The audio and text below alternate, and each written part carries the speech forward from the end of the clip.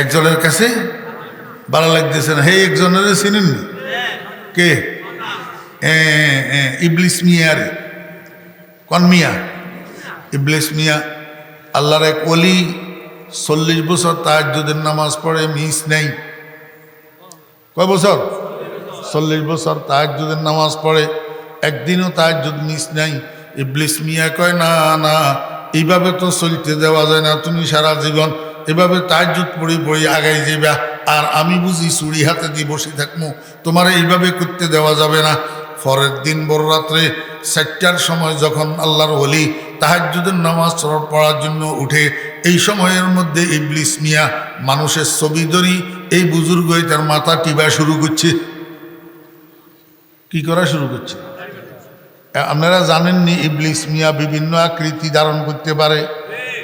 ইয়াতাশাক্কালু বিআশকালিন মুখতালাফাতিন, মানুষের ছবিও ধারণ করতে পারে। মানুষের ছবি ধরি মাথারে মালিশ করা শুরু করছে। মেসেজ কি করে? মাসেজ করে। মানুষের এখানে মাসেজ করলে ভালো লাগেনি তো, এবারে যখন মাথা মাসেজ করা শুরু করছে, কতক্ষণ মাথা টিপে, কতক্ষণ পাও টিপে, বুজুর্গর ঘুম একেবারে টাইট মতে ধরছে। আজকে যে তাহাজ্জুদের টাইম চলে গেছে, আর ঘুমে খবর নাই। ঘুমে কি নাই খবর। যখন মুয়াজ্জিন সাহেব কয় সালাতু খায়রুম মিনান নাওম, এই আওয়াজে আল্লাহর ওলির ঘুম ভাঙছে। ঘুম ভাঙি কয়, হাই কি করলাম, 40 বছর পর্যন্ত তাহাজ্জুদ কজা হইল না, আজকে আমার কি কারণে তাহাজ্জুদ কজা হইল? ওযু করি মসজিদে যাই, মুনাজাত ধরি এমন এক কান্দা দিছে, মাওলা রে তুমি কেন আমার উপরে নারাজ হইলা? কেন আমার উপরে নারাজ হইলা? 40 বছর পর্যন্ত তাহাজ্জুদের নামাজ পড়ি তোমার দেওয়া তৌফিকে, আজকে তুমি আমার সেই তৌফিক কেন উঠাইয়া নিলা? আমি কেন তাহাজ্জুদের নামাজ পড়তে পারলাম না? মাওলা আমারে মাফ করে দাও। আল্লাহ কয়, বান্দা তুই তাহাজ্জুদ পড়তিস 4 রাকাতে না, সওয়াব পাইতি 4 রাকাতের। যেই কান্দা দিছত, যা তোরে 60 বছরের নফল ইবাদতের সওয়াব লিখে দিলাম। কয় বছরের? আয় হায় হায় হায়। ইবলিস এবারে মাথার উপরে মারা শুরু করছে। হায় কি করলাম, বালাল্লাই জল ফোড়া দিলাম তো কোফাল পড়া গেল।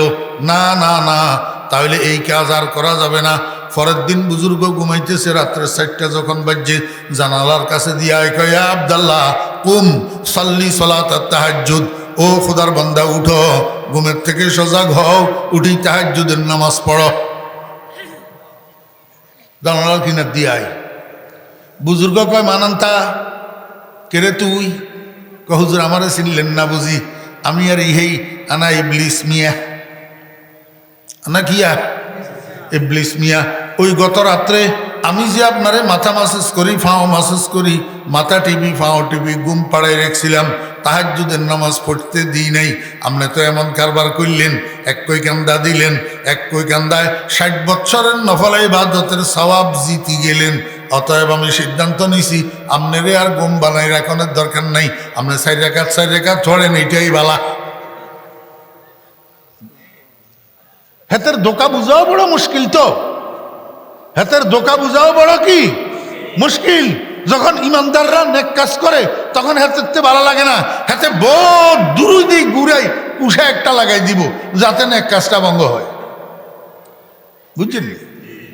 আরে বাপরে বাপ। এই কথা আল্লাহ রাসূল আকরাম সাল্লাল্লাহু আলাইহি ওয়াসাল্লাম দোয়া শিখাই দিয়েছেন, রব্বি আউযু বিকা মিন হামাযাতিশ শায়াতিন।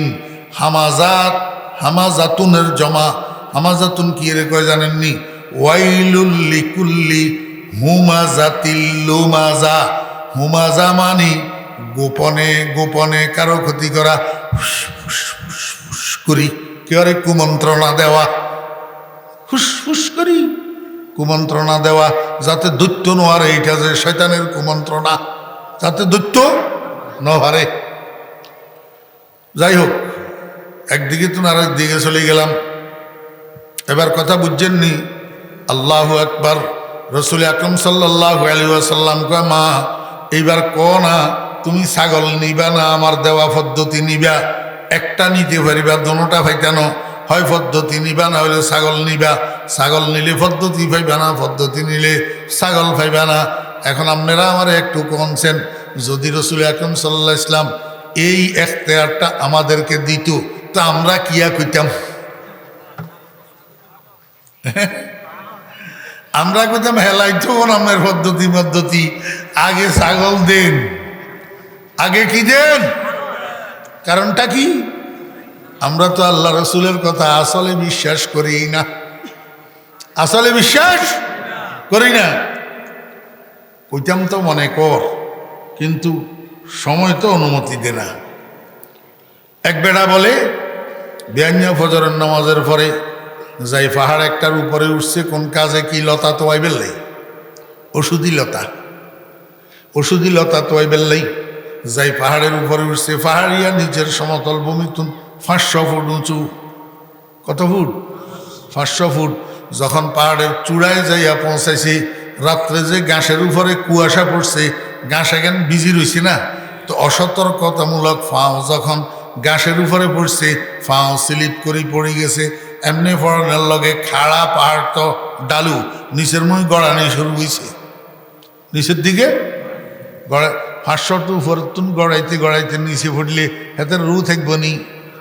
এই জন্য মানুষের একটা অভ্যাস আছে, মানুষ মরতে রাজি নাই, মরতেও বাঁচত চায়। ঠিক না? হ্যাঁ, আল্লাহু আকবার। খালি এক প্রকারের মানুষ আছে দুনিয়াতে যারা আল্লাহ পাকের আশেক। আমার বেরা দোস্ত আবাব, আল্লাহ পাকের আশেক। এরা শুধু মৃত্যু চায়, শুধু মৃত্যু চায় না, বরং এরা মৌতের জন্য অপেক্ষা করে, আজরাইলের স্বাগতম জানায়। ও আজরাইল, তুমি কোথায়? কখন আসবে আমার কাছে? আমার বন্ধুর সাথে মিলিত হওয়ার পয়গাম নিয়া, আমার বন্ধুর সাথে সাক্ষাৎ করার পয়গাম নিয়া তুমি কখন আসবে আমার কাছে? মারহাবায়ে কাসদে তৈয়ারে মা, মিদেহি হরদম খবর আজে ইয়ারে মা। মারহাবায়ে হুদহুদে ফরখন্দা ফাল, মারহাবায়ে তুতিয়ে শকরে মকা। আল্লাহু আকবার। আল্লাহর হাবিব জনাব রাসূলুল্লাহ সাল্লাল্লাহু আলাইহি ওয়াসাল্লাম বলেন, মান আহাব্বা লিকা আল্লাহি আহাব্বাল্লাহু লিকাআহু ওয়া মান কারিহা লিকা আল্লাহি কারিহাল্লাহু লিকাআহু। আল্লাহর সাথে যে মিলিত হইতে চায়, আল্লাহও তার সাথে মিলিত হইতে চায়। আল্লাহর সাথে মিলিত হওয়াকে যে অপছন্দ করে, আল্লাহও তার সাথে মিলিত হইতে চায় না। বাহির হওয়ার পরে রূহ শরীরের থেকে বাহির হওয়ার পরে ফেরেশতারে কয়, হেতেরে আমার কাছে আনিচ্ছা, হেতে আমার সাক্ষাৎ চায় না, হেতেরে সিজ্জিনে লই যা। কোথায় লই যা? সিজ্জিনে। মানুষের স্বভাব, মানুষ মরতেও ব্যস্ত চায়। এখন এতে পাহাড়ের উপরে গুড়ের নিচের দিকে পড়ে, এখন পড়তেও একবার এদিকে খালি তাকায়, কোনো এক ধরার জন্য কোনো কিছু পায়নি। হঠাৎ সামনে পাইছে মোটা একটা লতা, এক গাছের থেকে আরেক গাছের মধ্যে যাই ফেঁসাইছে বাঁচার তাগিদে। এতে লতা ইয়েনের দড়ি বইছে, লতা দড়ি বেড়া পড়ছে আরো বড় বিপদে। এখন না পারে লতা ছাড়তে, না পারে উপরে নিচে যাইতে, লটকে গেছে।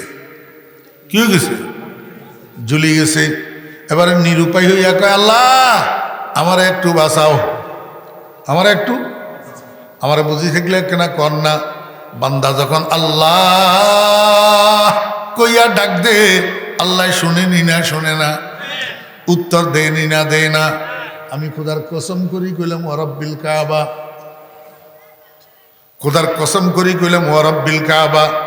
কোন মানুষের মুখ থেকে যখন বাইর হয় আল্লাহ, সঙ্গে সঙ্গে আমার আল্লাহ উত্তর দেয়, লাব্বাইক ইয়া আব্দি। ও বান্দা, আমি তো তোমার কাছে হাজির আছি, আমি তো তোমার সাথে আছি, আমি তো তোমার পাশে আছি, কেন আমারে ডাকতেছ?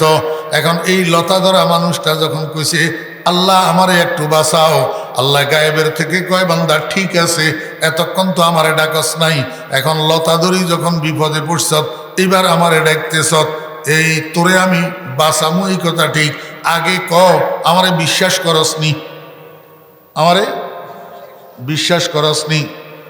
লতা ধরা মানুষ এটা কয়, রব্বুল আলামিন যদি তোমারে বিশ্বাস না করতাম তাহলে তোমারে বাঁচাবে লাই কইতাম নি। আল্লাহ কয়, যদি বিশ্বাস করস আমি তোরে বাঁচাইতে পারমু, এটা যদি তোর বিশ্বাস থাকে তাহলে লতাটা আগে ছাড়ি দে। এখন এতে লতা ছাড়ে না, এখন এতে লতা ছাড়ে না। আল্লাহ কয় কি রে, তুই বলে আমারে বিশ্বাস করস না, এখন লতা ছাড়স না কা? এখন আর কথা কয় না। আমার বেহরাজ সাহাব, আমাদের অবস্থা এরকম, আমরা আল্লাহ আল্লাহ রসুলের কথা বিশ্বাস করি, যেই কথা ঠিক, কিন্তু ওই পরিমাণ বিশ্বাস যেই পরিমাণ বিশ্বাস করলে লতা ছাড়ি দেওয়া যায়। তবলিগওয়ালারা যদি কয় 3 দিনের জন্য চলেন না আল্লাহর রাস্তায়, 1 চিল্লার জন্য চলেন না আল্লাহর রাস্তায়, দিন শিখার জন্য, এলম শিখার জন্য, দোয়া শিখার জন্য, কেরাত শিখার জন্য চলেন না, কয় না না আমি কত ব্যস্ত, আমার এই জামিলা মানি হাতে লতা 13 ধরি রইছি, লতা ছাড়তে রাজি না। লতা ছাড়তে রাজি? এই লতা একদিন ছাড়ার লাগবো নি?